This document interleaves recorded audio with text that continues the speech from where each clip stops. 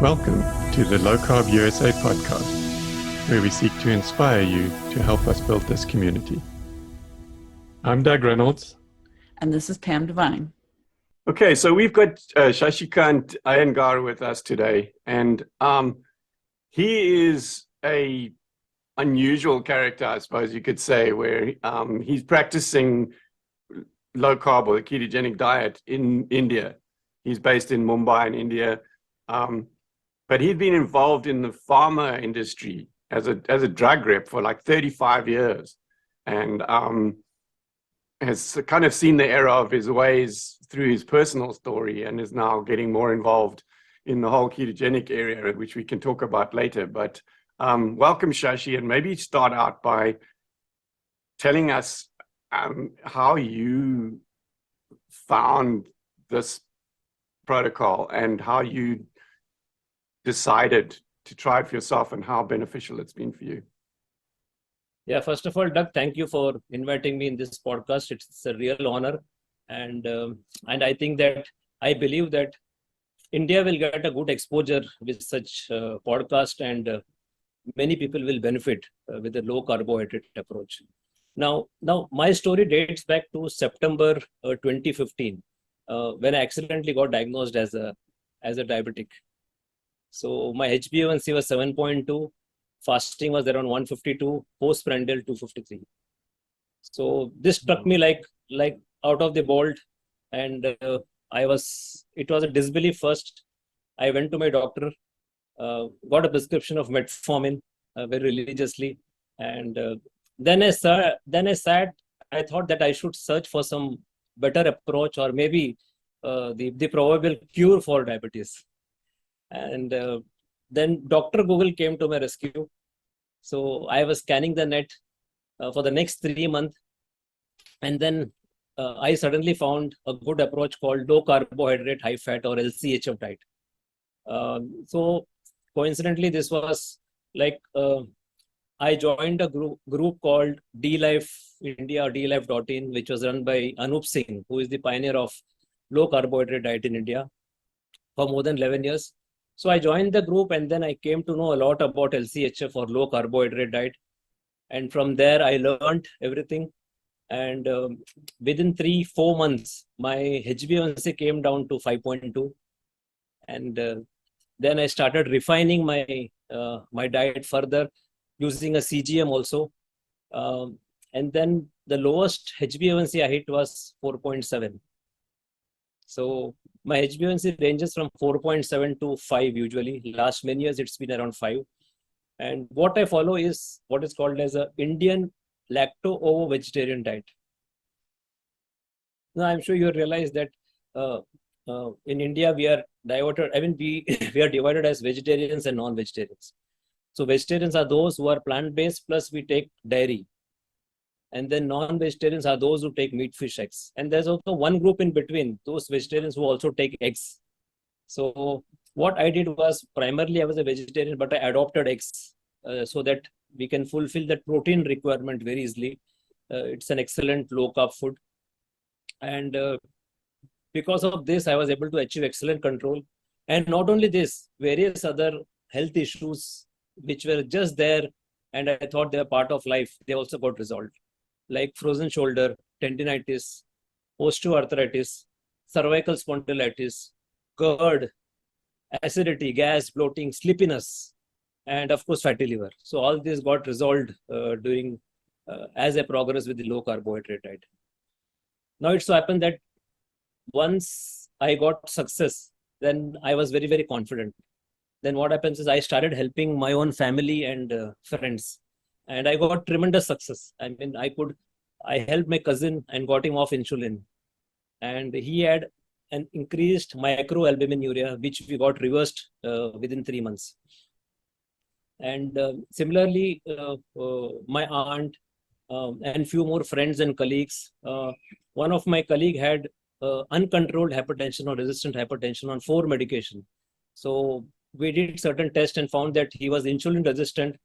His fasting and PP insulin was sky high. We put him on a meat-based ketogenic diet. Within 3 months, he was off 4 pills.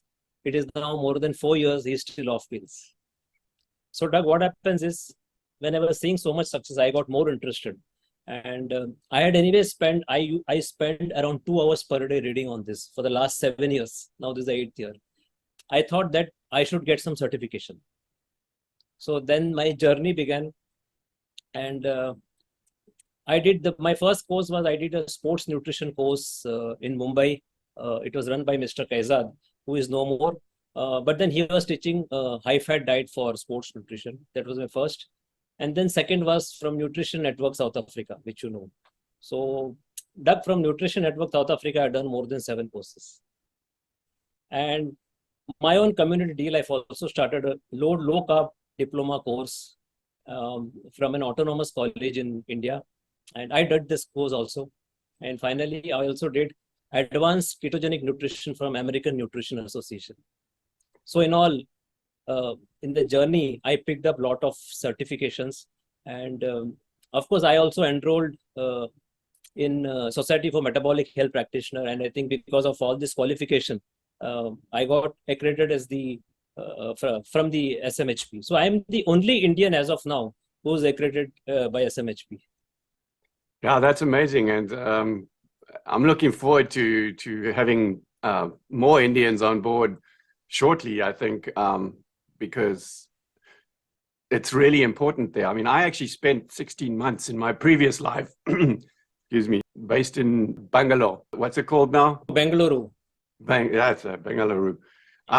So I became very familiar with the eating, and this was long before I was involved in keto or the low carb diet, but I was very familiar with the Indian way of eating. And it's so dominated by rice and naan that I've always been interested, you know, when I hear about people like you in India who are trying to do this, like, how do you actually do it? I mean, you know, if you take rice and naan out of the picture, it's really difficult to feed people in India. So how do you approach that? How do you teach? Well, what do you teach people about this? Yeah, see, very interesting. What we do is we primarily add protein foods.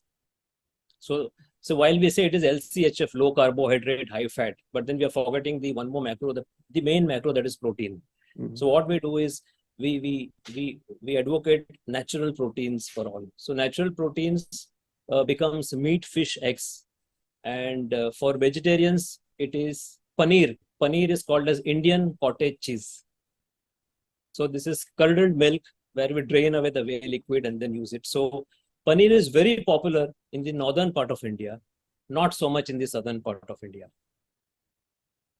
And then for vegetarians, we have yogurt, and we can have cheese, and maybe, you know, some lentils can be added, and maybe some sprouts can be added. So this forms at least some part of protein.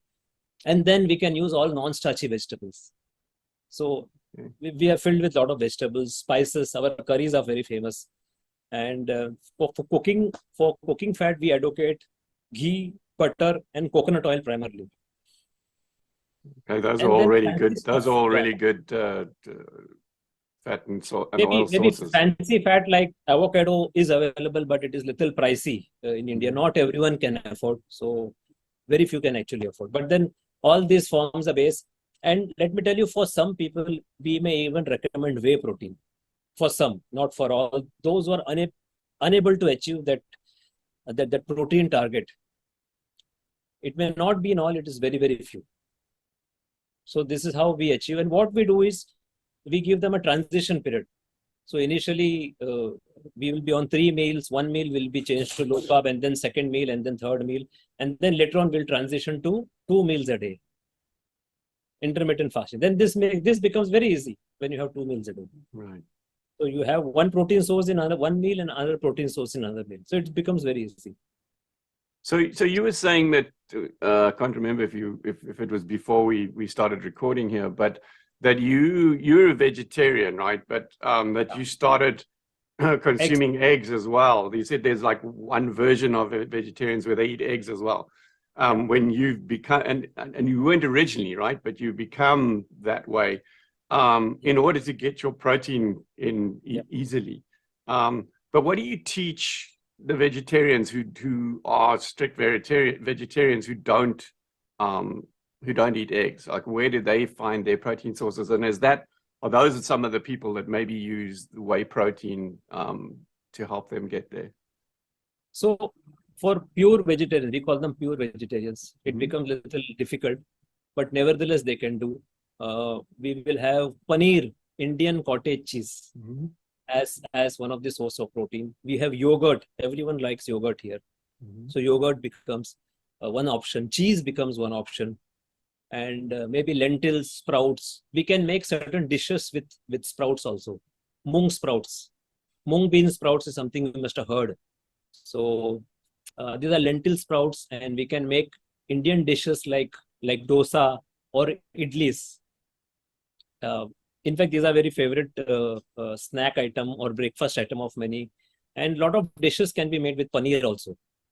So we teach them how to make various dishes, use different spices to have different taste. And in this way, we can have a different combination of foods throughout the week and see that it is not boring. Right. So your vegetarians are not vegans, right? So having some dairy products like cheese and stuff is allowable, which makes things easier. I think that the hardest group to stick with and implement and be consistent and sustainable on keto is the vegan group, because that's like they're very restricted in what they can use for protein sources and stuff, which is and they, without a lot of supplementation, it's really tough for them. For Shashi, after 35 years in this pharma industry, you've actually walked away from that now. I think you were telling me like very recently, and you've started a new organization in India. So maybe tell us about that. Tell us about what your life's going to become now, and the work that you're going to be doing with this organization. So let me go back and let me tell that I've been with pharma industry for 35 years. So I've been with Abbott for more than 32 years. And recently I was with Pfizer India for almost 2 years. So it's 35 years spanning, mostly selling anti-diabetic, cardiovascular medicines, neuropsychiatry medicines, and also women's health segment medicines. So broadly, this gives me a very good understanding of all the medicines as well as the disease process. And I've been in sales, meeting doctors, cardiologists, physicians, diabetologists, gynecologists, neurologists, psychiatrists. So that's how it's been. So now, during this process, I picked up a lot of certification. And Doug, I'm also, of course, listed in 6 international sites like Nutrition Network, South Africa, Diet Doctor, Sweden, Society of Metabolic Health Practitioner, FoodMed, low-carb practitioner, as well as Metabolic Multiplier USA. So see, when have all this backing, I thought now it's time that I should quit pharma selling. And I had a lot of success of helping my friends and close associates reverse diabetes or lose weight, or even help hypertensives get off medication. I thought, why don't I jump in now as a low-carb health coach? So me and few of my friends, they are also certified ones. So we have Michelle Siqueira, we have Ashish, and we have Siddesh, who are all like-minded people. They are also involved in low-carb coaching. And we thought we'll come together and form an organization called Reclaim Health India. So I think the name is apt, and people should be able to reclaim their health. So that is the basic idea. We'll be working on those people who are not metabolically healthy. And what we do is like we are all certified nutrition coaches. We are all knowledgeable, and we use a lot of scientific approaches.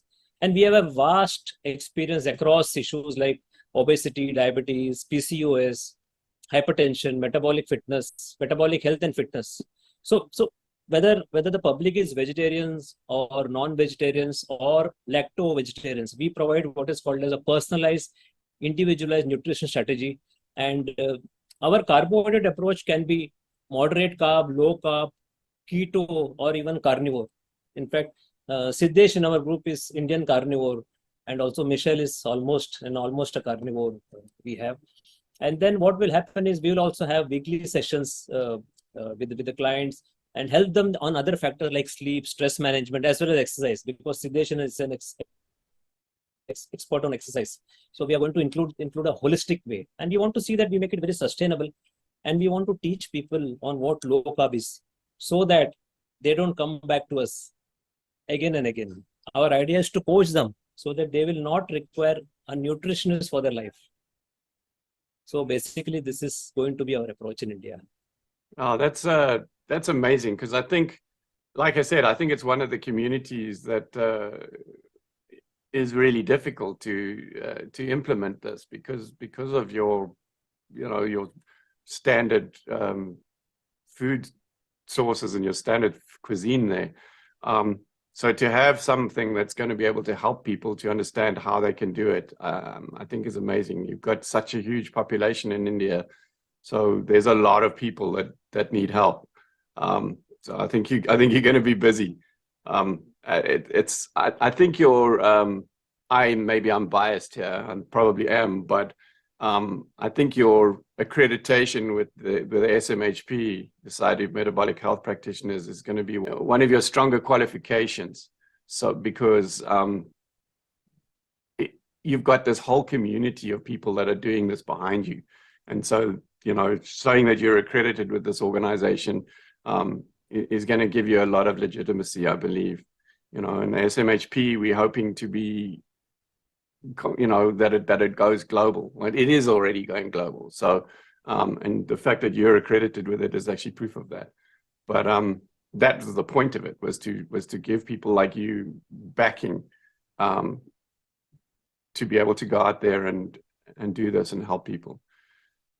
So yeah, I mean, I commend you tremendously on what you're doing. Walking away from the pharmaceutical industry is a huge plus for us, and I wish you a lot of luck and success in your endeavors, and I'm super happy to have you to be as part of our community. Thanks, Doug. And coincidentally, my last day in pharma was on 14 November. That is World Diabetes Day. So, 14th of November now, just gone past. So I will always remember this date. And like, as you say that, India is a huge, population is huge, and we are primarily vegetarians. See, no doubt people eat meat, fish, egg, but then if you take the non-vegetarians, they take meat, fish, eggs maybe only on 2 or 3 times a day max. 3 times a week, sorry. Mm-hmm. 2 or 3 times a week. Rest of the time, we are primarily grain-based. All of us are grain-based. 60 to 70% maybe grains. Wow. Or more also. And people cannot imagine having meat, fish, egg without grains.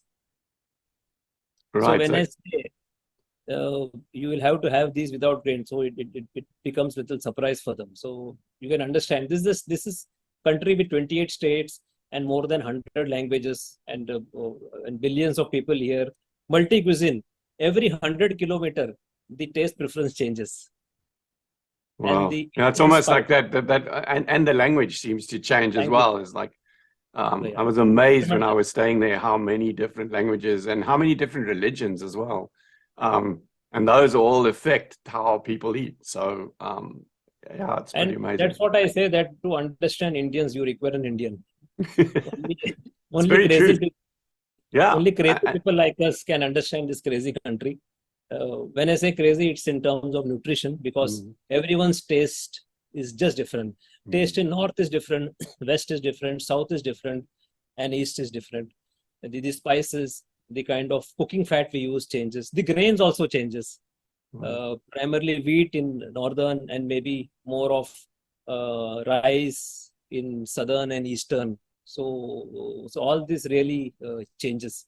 So it becomes very difficult, and this is something which which we can manage. And then something, regarding the prevalence of diabetes in India, I think as per the IDF report released in the late 2021, we have around 9.6% of the population are diabetic, or you can say that 1 in 7 of the adults living with diabetes across the world. So this is how it is. And the undiagnosed population could be another 39 million. And in fact, you'll be surprised to know that type 1 diabetes estimated is only 0.2 million, or in Indian terms, it is just around 2 lakhs or so. So you can understand that how widespread type 2 diabetes is. In fact, 40% of the Indian population suffer from non-alcoholic fatty liver disease. Wow. And almost 20% of the normal weight children may have fatty liver disease. In fact, just 2 days back, in the state where I live, Mumbai, the local municipality, they did some health checkup in municipality school. They found 8,000 kids with hypertension and more than 5,000 kids with diabetes. You can imagine, in kids. That's crazy. Yeah, no, so that's why, you've got an Indian helping Indians and understanding Indians here. And I think you guys have got your work cut out for you. You've got so much work to do to turn this around, or try and start turning this around, and especially with the children. And that's a frightening statistic. So yeah, childhood obesity is growing. In fact, in the apartments where I stay, in fact, earlier we used to see all lean kids. Nowadays, everyone is obese. It's crazy.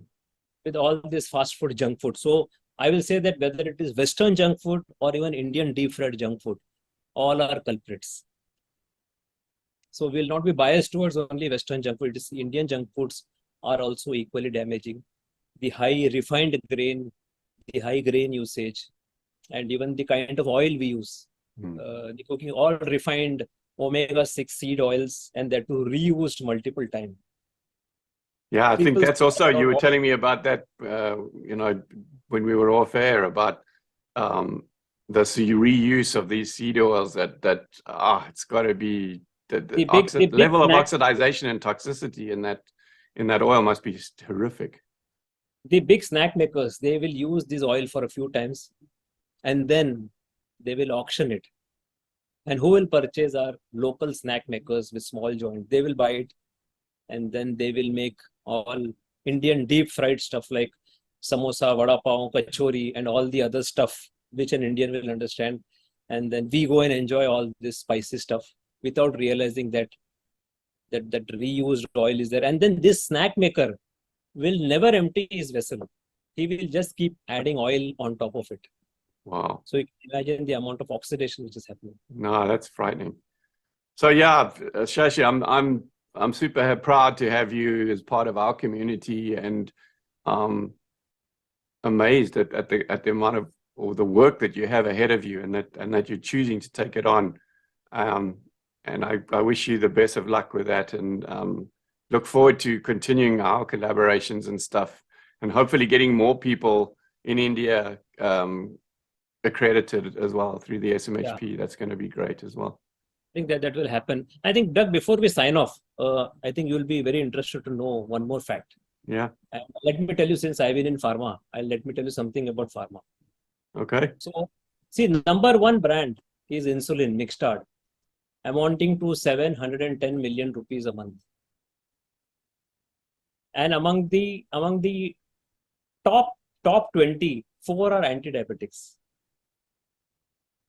And out of them, 2 are insulins. You can imagine the amount of type 1 diabetes in India is less. And this amount of insulin, maybe around, another, let us say, 1,600 million or 1.6 billion rupees they are spent on insulin on type 2 diabetics primarily. Are you able to convert that into dollars? Or is that dollars will be, okay, it may not be much, but then in Indian rupees term itself is huge. Yeah, but and I mean that people in India spend rupees, right? So it's not really fair to compare it to $2. But so just imagine the amount of insulin usage speaks of the way we control our type 2 diabetes. Yeah.